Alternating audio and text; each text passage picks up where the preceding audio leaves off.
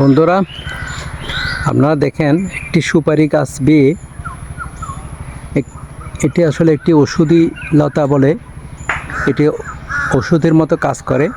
বিশেষ করে এগুলো যখন কাটা যায়, রক্তপাত হয়, তখন এই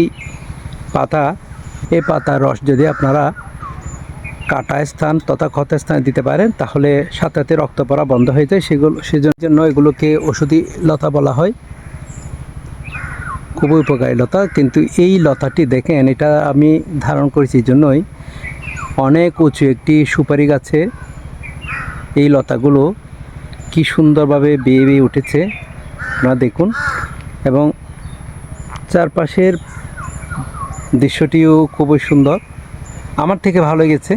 চারপাশের পরিবেশ, একটা পুকুর আছে পাশে। লতাগুলো কিভাবে এই সুপারি গাছটিকে জড়িয়ে ধরেছে, এই লতাগুলো যেন প্রতিযোগিতা শুরু করেছে এই সুপারি গাছের সাথে।